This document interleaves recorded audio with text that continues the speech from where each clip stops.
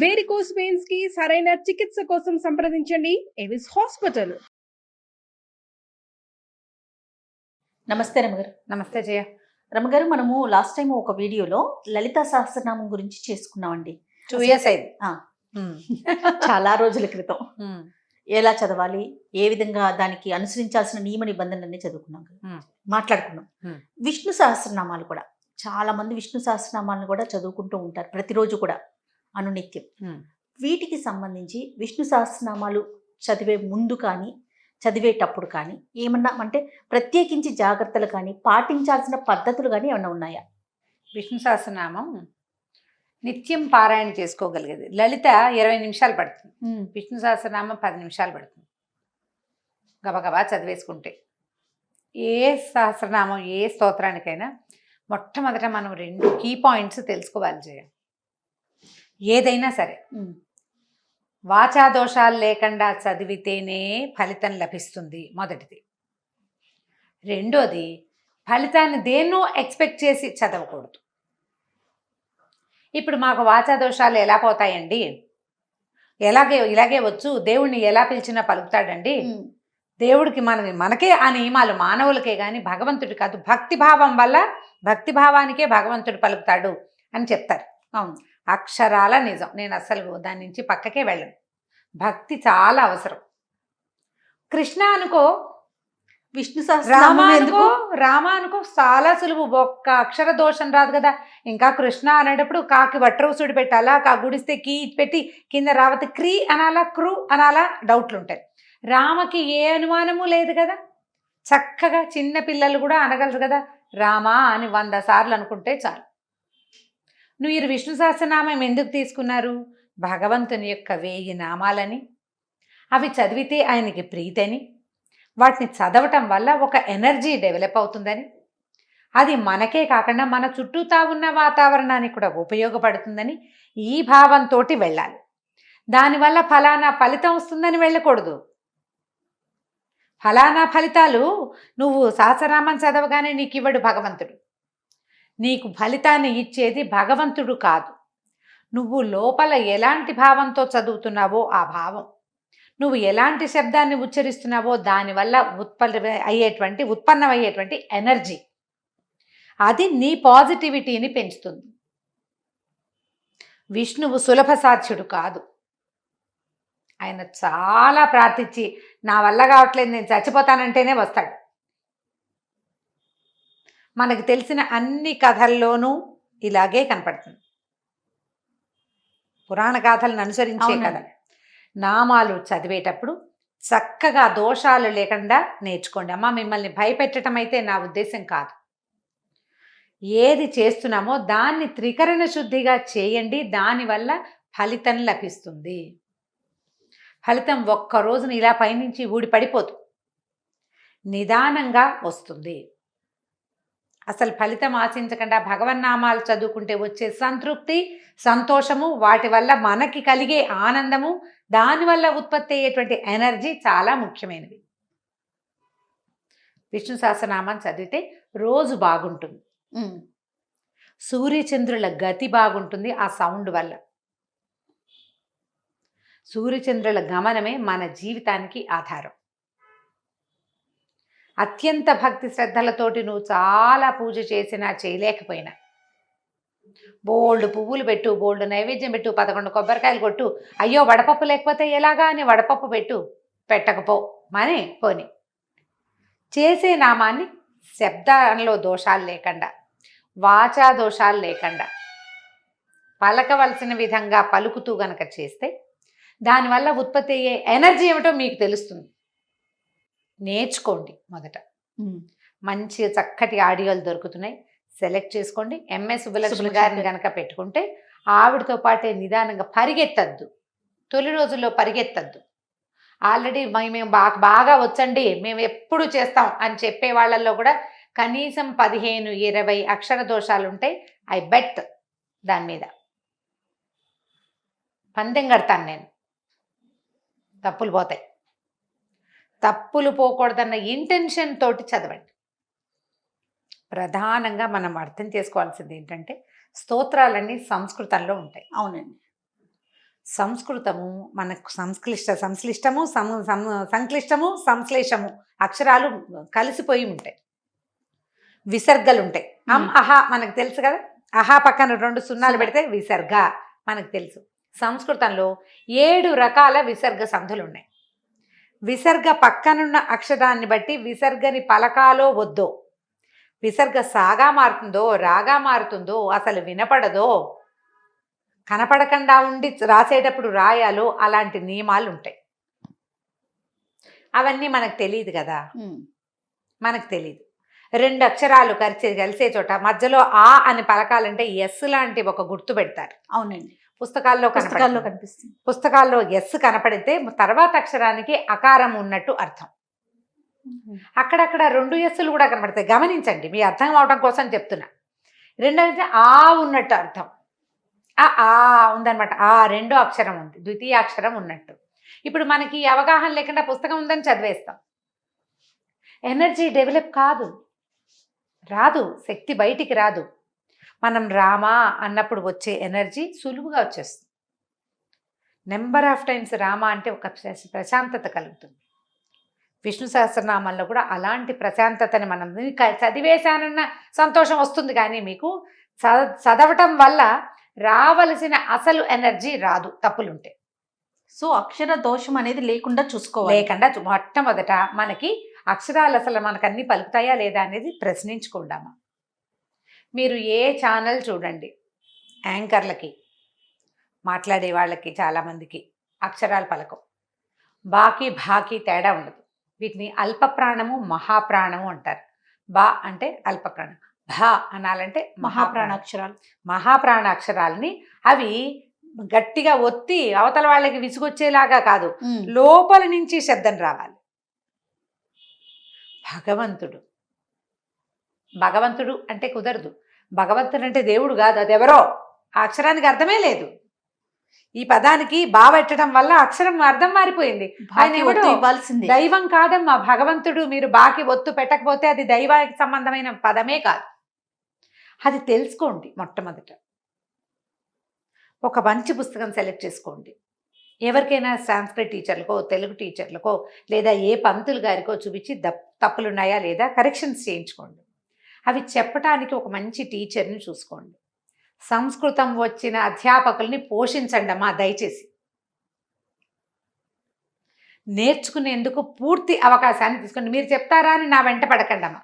ఇప్పుడు గ్యారంటీగా అదే వస్తుంది, మీరు చెప్పండి రమ్మగారు అని. నేను చెప్పలేను, నాకు అంత సమయం లేదు. నాతో మాట్లాడిన వాళ్ళందరినీ నేను కరెక్ట్, నీకు కూడా అలా అనకూడదు, ఇలా అనాలని చెప్తాను, కరెక్షన్ చేయడానికి ట్రై చేస్తాను.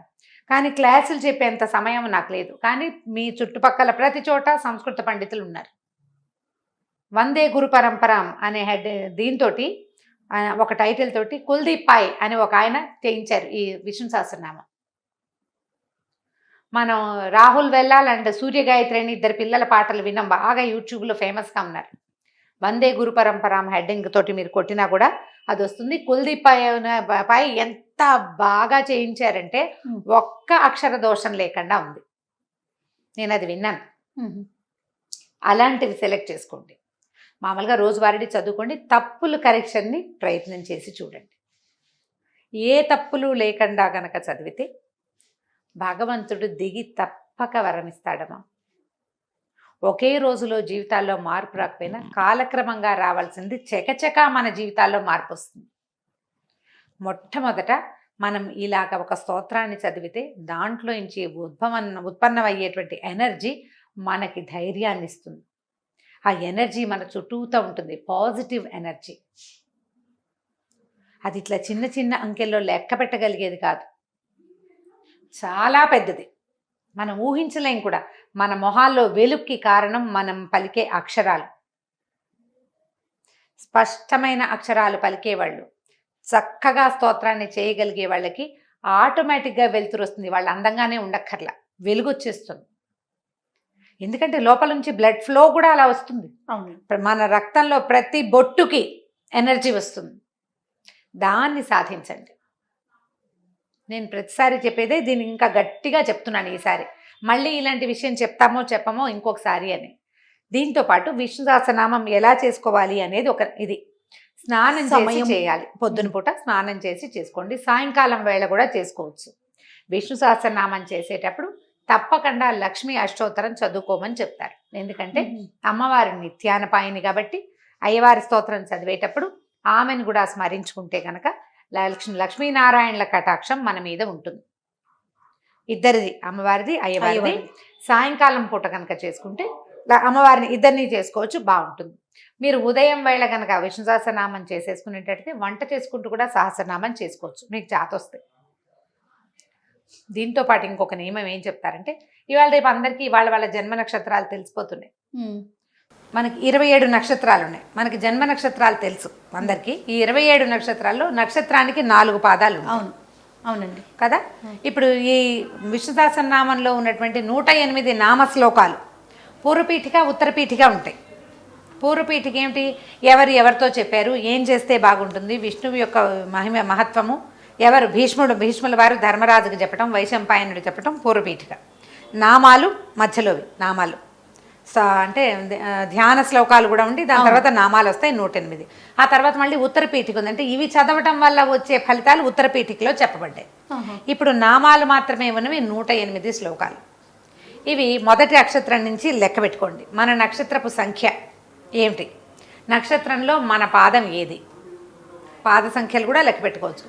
మొదటి నుంచి మొదలు పెట్టుకుని 1వ శ్లోకం విశ్వం విష్ణుర్వ షట్కారో భూత భవ్య భవత్ ప్రభు శ్లోకం దగ్గర అది మొదటి నక్షత్రమైన అశ్విని నక్షత్రపు మొదటి శ్లోకం అన్నమాట. 4 చొప్పున నెంబర్లు వేసుకుంటూ రండి, 4 చొప్పున. మీ నక్షత్రం ఎన్నో నక్షత్రమో చూసుకుంటే మీ నక్షత్రానికి సంబంధించిన 4 శ్లోకాలు కనపడతాయి. ప్రతి నక్షత్రానికి ఇది అని చెప్పట్లా, ఇది ఒక అవగాహన. ఈ రకంగా చదువుకోవచ్చు. మన నక్షత్రపు 4 శ్లోకాలని, ఇప్పుడు నా ఆర్ద్ర నక్షత్రం, నీదేదో చిత్తా నక్షత్రం, ఇంకోది పుబ్బా నక్షత్రం, ఒక్కొక్కది స్వాతి నక్షత్రం, మన నక్షత్రానికి సంబంధించిన 4 శ్లోకాలని మనం గనక మొత్తం చదువుకోలేకపోయినా స్వామిని తలుచుకుని ఈ 4 శ్లోకాలు తర్వాత శ్రీరామ రామ రామేతి రమే రామే మనోరమే శ్లోకం ఉంది కదా, ఆ శ్లోకంతో చదువుకుంటే కనుక, అంటే ఒకసారి శ్రీరామ రామ రామేతి చదవటం మన నక్షత్ర శ్లోకం మొదటిది, మళ్ళీ శ్రీరామ రామేతి చదవటం 2వ శ్లోకం, మళ్ళీ శ్రీరామ రామ రామేతి చదవటం 3వ శ్లోకం, మళ్ళా శ్రీరామ రామేతి చదవటం 4వ శ్లోకం. ఈ 4వ శ్లోకం అయ్యాక కూడా మళ్ళీ శ్రీరామ రామ రామేతి చదువుకోవాలి. సంపుటీకరణ అంటారు దీన్ని. 4 మన శ్లోకాలు, 5 శ్రీరామ రామ రామేతి చదువుతాం. అట్లా కనుక చదువుకుంటే బ్రీఫ్గా చేసుకోవటం కోసం, మొత్తం చదవలేని వాళ్ళకి, పిల్లలకి మొత్తం చేయలేరనిపించినా కూడా, ప్రయాణంలో ఉంది పుస్తకం లేకపోతే కథ మనం మర్చిపోతాం లైన్ అని మీకు అనుమానం ఉన్న నక్షత్ర శ్లోకాలని 4ని సెలెక్ట్ చేసుకుని వాటిని ఇట్లా సంపుటిగా 5 సార్లు శ్రీరామ రామ రామేతి చదువుకోవటం, 4 మన నక్షత్ర శ్లోకాలు చదివి 9 శ్లోకాలే కాబట్టి సులువు. పిల్లలకు కూడా నేర్పించవచ్చు. దీనివల్ల కూడా విష్ణు సహస్రనామం మొత్తం చదివిన ఫలితం వస్తుంది. ఒక మెయిన్ శ్లోకం శ్రీరామ రామ రామేతి మనకొచ్చు, అందులో కష్టం లేదు, అక్షర దోషాలు రావు. మన నక్షత్రాలకు సంబంధించిన 4 శ్లోకాల్ని జాగ్రత్తగా నేర్చుకోండి, తప్పులు లేకుండా, అక్షర దోషాలు లేకుండా పిల్లలకి జాగ్రత్తగా నేర్పించండి. అది చదివినా కూడా దాని ఫలితం మనకి లభిస్తుంది, దానివల్ల ఎనర్జీ కలుగుతుంది మనకి. మీ సహస్రనామం చదువుకున్నప్పుడు పండో ఫలమో నైవేద్యం పెట్టడం, స్వామిని తలుచుకొని సాయంకాలాలు చేసినా అంతే. దీపారాధన సాధారణ నియమం ఏంటంటే అందరూ చేసేది, దీపం పెట్టుకుని చదువుకోవటం. పెద్ద పూజ నువ్వు ఇంకేమీ చేయలేకపోతావు. విష్ణు సహస్రనామం పుస్తకాన్ని కింద పెట్టబోకండి, నేల మీద పెట్టి చదవద్దు. ఏదైనా కొంచెం ఎత్తు మీద పెట్టుకోండి, ఓ పళ్ళెం పెట్టి పళ్ళెం మీద పుస్తకం పెట్టుకోండి, లేదా ఒళ్ళో పెట్టుకోండి. వ్యాసపీఠంలో పెడితే మరీ మంచిది. పూజకి ఒకవేళ మనం దేవుడి దగ్గర రోజు చదువుకునే పుస్తకాన్ని ఆ దేవతార్చన దగ్గరే ఉంచేసుకోండి, దేవతార్చన దగ్గరే ఉంచుకోండి. ప్రయాణాల్లోనూ అప్పుడు కూడా చదువుకోవచ్చు. వాటి పుస్తకాల కింద మీద పెట్టకుండా కాస్త జాగ్రత్తగా ఉంటే సరిపోతుంది. ప్రయాణంలో చదివితే ఏం చేయాలంటే, ఒకవేళ మన ప్రయాణంలో ఉన్నాం, కాళ్ళు కడుక్కోలేదు, స్నానం చేయలేదు, మనకు అనిపిస్తూ ఉంటుంది. దానికి అపవిత్ర పవిత్రోవా సర్వావస్థాంగతోపివా యస్మరేత్ పుండరీకాక్షం స బాహ్యాభ్యంతర శుచి అని ఒక శ్లోకం ఉంది. అపవిత్రుడైనా పవిత్రుడైనా సర్వావస్థాంగత, ఏ అవస్థలో ఉన్నప్పటికీ ఎవడైతే స్మరిస్తాడో, పుండరీకాక్షుణ్ణి స్మరిస్తాడో, వాడు బాహ్యము ఆభ్యంతరము అంటే బయట ఉన్న పరిస్థితుల్లోనూ లోపల ఉన్న ఆరోగ్య పరిస్థితుల నుంచి వాటి నుంచి శుచి అయిపోతాడు అని పుండరీకాక్ష అని 3 సార్లు చెప్పుకొని అప్పుడు ఇది నేర్చేసుకోవాలి, ఇవి చదువుకోవాలి. అప్పుడు ఎటువంటి దోషాలు ఉండవండి. ఉండవు. హాస్పిటల్లో ఉంటాము, ఏదైనా ప్రమాదకర పరిస్థితుల్లో ఉంటాము, ఏదైనా ఇబ్బందికర స్థితిలో ఉంటాము, మనకి భయంగా ఉంటుంది, ఏమైనా దేవుణ్ణి తలుచుకోవాలనిపిస్తుంది, ఇదంతా ఉండి ఇలా ఉండి స్నానం చేయ మనకి ఫీలింగ్స్ ఉంటాయి. స్నానం చేయలేదు, కాళ్ళు కడుక్కోలేదు, బాత్రూమ్కి వెళ్ళాము, లేకపోతే ఇక్కడ ఏదో పరిస్థితి బాగాలేదు, నెత్తురు, రకరకాల పరిస్థితులు, చీదర, కానీ దేవుణ్ణి తలుచేసుకోవాలి, సహస్రనామం చదివేయాలనిపిస్తుంది. ఈ శ్లోకం చదువుకుని చేసుకోవచ్చు. మీరు అత్యవసరంగా చేసుకోవటానికి ఇట్లా నక్షత్రానికి సంబంధించిన శ్లోకాలు కనుక పెట్టుకుంటే చాలా హెల్ప్ అవుతుంది, చాలా ఉపయోగపడుతుంది. అండ్ మీకు ప్రధానమైంది స్తోత్రం వల్ల మనోధైర్యం లభిస్తుంది, విపరీతమైన మానసికమైన సంతృప్తి లభిస్తుంది. భగవంతుడిని తలుచుకుంటుంటే ఆటోమేటిక్గా మనకి ధైర్యం వచ్చేస్తుంది, నమ్మకాన్ని బట్టి కదా. మీకు అలాంటి నమ్మకాలు ఉంటే ఈ పద్ధతిని ఫాలో చేయండి, సులువుగా చేసేసుకోవచ్చు. ప్రధానమైంది అక్షర దోషాలు పోగొట్టుకోండమ్మా, దానివల్ల మీరు చేసిన ఫలితం లభించదు. మనం ఎన్నిసార్లు చేసాము అని లెక్క కాదు, అక్షర దోషం లేకుండా ఒక్కసారి చదివినా చాలా చాలు, అంతే.